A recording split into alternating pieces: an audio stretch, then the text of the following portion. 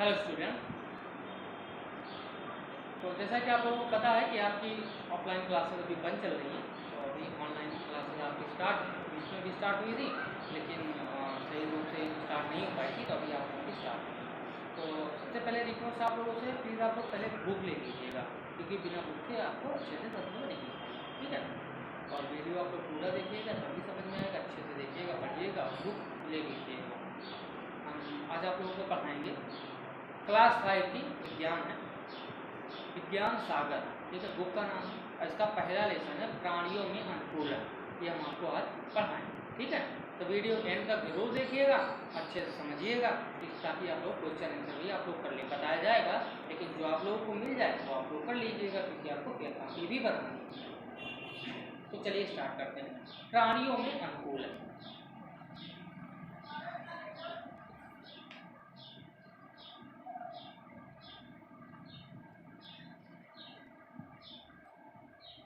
तो चलिए स्टार्ट करते हैं।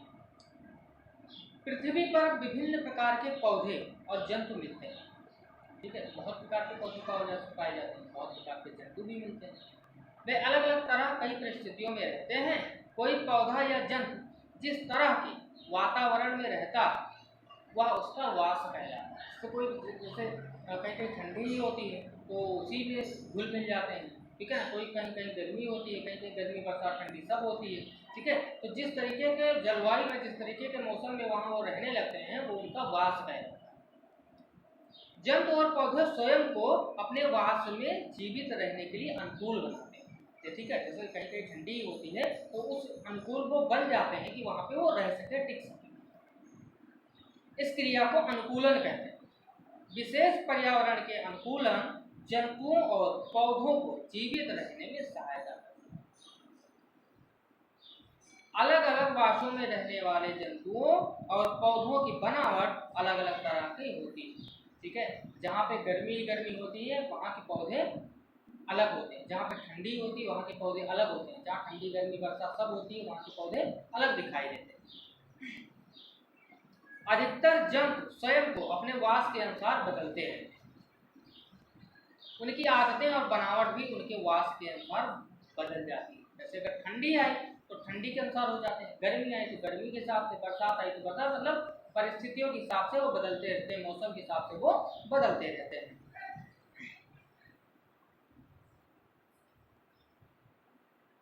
जंतु नीचे दिए गए कारणों से स्वयं को अपने वासों से अनुकूलित करते हैं, जैसे भोजन की उपलब्धता, पर्यावरण, प्रजनन, शत्रुओं से सुरक्षा।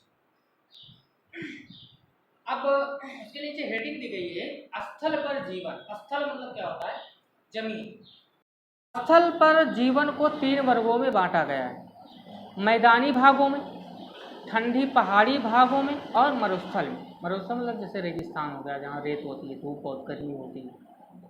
मैदानी भागों में प्राकृतिक वातावरण पूरे साल सुहावना रहता है, ठीक है, मैदानी वातावरण। यहाँ पानी आसानी से मिल जाता है, इसलिए यहाँ सभी तरह के पौधे आसानी से उग जाते हैं। यहाँ पे पानी बढ़िया टाइम पे मिलता रहता है, तो पौधे हरे भरे रहते हैं, उगते भी हैं। समुद्र तटीय मैदानों में पौधों की पत्तियां चौड़ी और बिना कांटे वाली होती हैं। समुद्र तटीय मैदानों में रबड़, नारियल, ताड़ और केले के पेड़ मिलते हैं। गर्म और नमी वाले स्थानों पर रहने वाले जंतुओं के शरीर पर छोटे बाल होते हैं, जहाँ गर्मी होती है छोटे छोटे बाल होते हैं, जो उन्हें बहुत अधिक गर्मी से बचाते हैं। जैसे राजस्थान में ऊंचे पहाड़ों पर अधिक ठंडी होती है, जैसे जो पहाड़ होता है बहुत ऊंचा होता है, ठीक है, वहाँ पे ठंडी हमेशा होती रहती है। ऐसी जलवायु में भी कुछ जंतु और पौधे जीवित रहते हैं।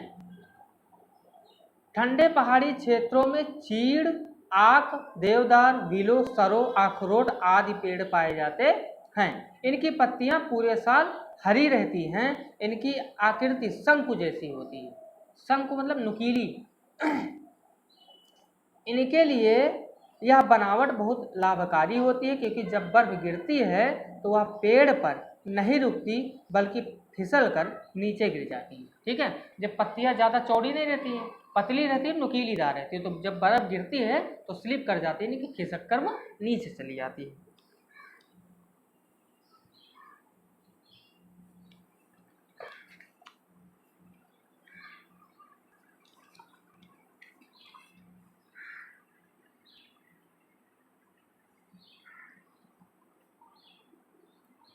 उसके बाद देखिए, इन पेड़ों की पत्तियां सुई की तरह नुकीली होती हैं, मैंने अभी आप लोगों को बताया।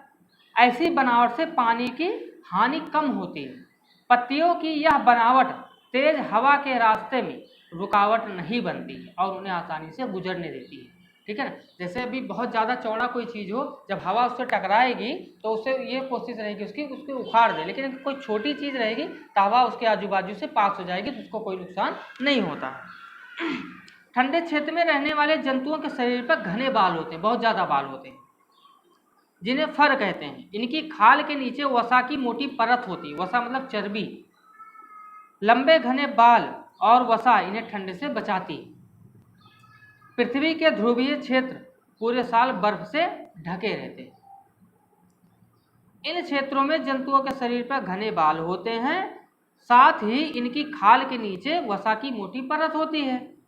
इन क्षेत्रों में याक, सफेद भालू, बारहसिंगा, शिकारी कुत्ते और मछलियां पाई जाती हैं। क्योंकि बहुत ज़्यादा ठंडी होती है तो बड़े बड़े बाल होते हैं, उनके उन बालों के नीचे वसा की मोटी परत पाई जाती है, तो वो ठंडी से उनको बचाती है।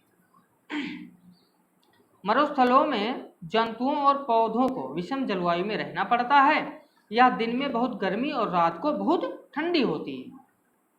यहाँ पानी की बहुत कमी होती है। कहाँ? मरुस्थलों। मरुस्थल मतलब जैसे राजस्थान में आप ले लो, ठीक है ना, वहाँ पे पानी होता है, लेकिन कहीं कोई कोई एरिया ऐसा है कि वहाँ पे पानी बिल्कुल नहीं पाया जाता। वहाँ जैसे रात में ठंडी होती है, जैसे बालू आप धूप में रख दो आप तो बहुत ज़्यादा गर्म हो जाती है, लेकिन छाँव में रख दो ठंडी रहती है, ठीक है ना। तो जब धूप खुलेगी तो बहुत ज़्यादा गर्म हो जाती है, तो गर्मी बहुत ज़्यादा गर्मी ही रहती है। ठंडी जब रात होगी, जब मौसम ठंडा होगा तो जब बालू ठंडी होगी तो वहाँ ठंडी हो जाएगी, ठंडा मौसम हो जाएगा। यहाँ पानी की बहुत कमी होती है क्योंकि यहाँ बहुत ही कम वर्षा होती है, लेकिन यहाँ भी जंतु और पौधे स्वयं को इन क्षेत्र में रहने के अनुकूल बनाते हैं। ठीक है, पानी नहीं रहता है ज़्यादा, लेकिन फिर भी वहाँ पे पेड़ पौधे पाए जाते हैं, जंतु भी पाए जाते हैं। मरुस्थलों में पौधों के तने मोटे, गूदेदार और हरे होते हैं। इनके तने, इनकी जो शाखाएं होती हैं मोटे होते हैं, गूदेदार होते हैं। उन पर लंबी तेज और सुई जैसे कांटे होते हैं। कैक्टस मरुस्थल का सामान्य पौधा है। कांटे ज़्यादा पाए जाते हैं क्योंकि पानी से पत्तियां सूखी रहती हैं। ठीक है, इनके तने जो होते हैं मोटे होते हैं, उन्हीं के अंदर ये पानी वानी अपना इकट्ठा करके रखते हैं। कैक्टस के किसी पौधे को ध्यान से देखिए, क्या इसका तना और शाखाएं दूसरे पौधों जैसी हैं? नहीं, ये वैसी नहीं है। इनके ऊपर पतले और तेज कांटे, ठीक है, देखे होंगे आपने कैक्टस के पौधे, इनके पत्ते चौड़ी चौड़ी पत्तियां होती है, लेकिन इनके ऊपर कांटे बहुत सारे होते हैं। वास्तव में इनकी पत्तियां ही कांटों के रूप में बदल जाती हैं। ये पत्तियां ही कांटों के रूप में बदल जाती हैं। इससे पौधे में वाष्पन द्वारा पानी की कम हानि होती है। इनका तना मोटा और हरा होता है। यह प्रकाश संश्लेषण की क्रिया भी करते हैं और पौधों के लिए भोजन तैयार करता है। ठीक है ना, प्रकाश संश्लेषण मतलब क्या? प्रकाश संश्लेषण की प्रक्रिया द्वारा पौधे अपना भोजन बनाते हैं। ठीक है ना। इसका आंतरिक भाग लसलसा होता है। लसलसा मतलब चिपचिपा होता है, अंदर जब तोड़ेंगे तो चिपचिपा होता है। इसके अंदर बहुत सा पानी होता है। मरुस्थलीय पौधों का जड़ तंत्र काफी विकसित होता है, मतलब इनकी जड़ें बहुत दूर तक होती है। इन पौधों की जड़ें भूमि से पानी सोखने के लिए बहुत गहराई तक चली जाती है, बहुत नीचे तक चली जाती है पानी के लिए। पौधों की तरह ही मरुस्थलीय जंतुओं में भी कुछ विशेष लक्षण होते हैं। इनकी खाल मोटी और शुष्क होती है। शुष्क मतलब सूखी होती है, मोटी भी होती है। इससे शरीर से पानी की हानि कम होती है। मरुस्थलों में कई तरह के सांप, चूहे, छिपकलियां, मकड़ी, बिच्छू और कीड़े पाए जाते हैं। क्योंकि मरुस्थलों में दिन में बहुत गर्म होता है। दिन में क्या होता है? मरुस्थल में बहुत गर्म होता है। मैंने बताया जब बालू गर्म हो जाती है, वहाँ की जब रेत गर्म हो जाती है तो मौसम पूरा गर्म हो जाता है दिन में। इसलिए जंतु गहरे बिल, चट्टानों के नीचे और दरारों में रहते हैं। जब बहुत ज़्यादा गर्मी लगती है तो नीचे चले जाते हैं।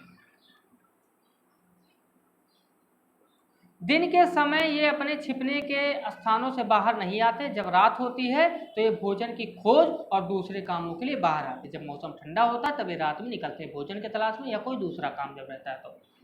मरुस्थल में रहने के लिए ऊँट सबसे उपयुक्त जंतु है। ऊँट, कैमल, अपने विशेष लक्षणों के कारण यह मरुस्थल का जहाज कहलाता है। इनके पैरों में मोटी गद्दी होती है। पैर आपने देखा उनका मोटा गद्दा जैसा होता है। जिससे रेत पर चलने और दौड़ने में आसानी होती। ठीक है, गद्दा होता है तो उससे आसानी होती है, जब चलते हैं दौड़ते हैं बालू में रेत में तो वो आसानी से दौड़ सकते हैं। इसके पैर रेत में धंसते नहीं है, रेत नहीं क्योंकि बालू उसमें धंसते नहीं। ऊंट की पीठ एक कुबड़ जैसी होती है, कुबड़ आपने देखा होगा, ऊंट तो देखा ही होगा, कुबड़ जैसी होती है, जिनके अंदर वसा का भंडार होता है। वसा मतलब चर्बी जो तेल के द्वारा उत्पन्न होती है, उनको कुबड़ के अंदर वसा का भंडार होता है, बहुत सारा वसा होता है। जब ऊंट को भोजन नहीं मिल पाता तो वह अपने कुबड़ की वसा का प्रयोग भोजन के रूप में कर लेता है। जब भोजन नहीं मिलता तो क्या करता है, वो अपने कुबड़ से जो वसा एकत्रित कर किए रहता है वहां से वो भोजन को धीरे धीरे ले लेता है, जब भोजन नहीं मिलता तो। या पानी के बिना भी लंबे समय तक रह सकते हैं, पानी महीनों तक ना मिले तो भी ये लंबे समय तक रह सकते हैं। उसके नीचे की हेडिंग, उसके बाद की हेडिंग आपकी दी गई है जल में जीवन। ठीक है ना, तो बेटा आप लोगों का चैप्टर छोटा है, ठीक है ना, तो इसलिए थोड़ा थोड़ा करके पढ़ाएंगे और आप लोग अच्छे से पढ़ लीजिएगा। थोड़ा थोड़ा पढ़ाएंगे, आप लोगों को अच्छे से समझ में आएगा। जब समझ में आएगा तो आप लोग question answer fill in the blank यानी कि भरने वाला, सही गलत को निशान वाला, ये अच्छे से कर लेंगे आप लोग, है ना।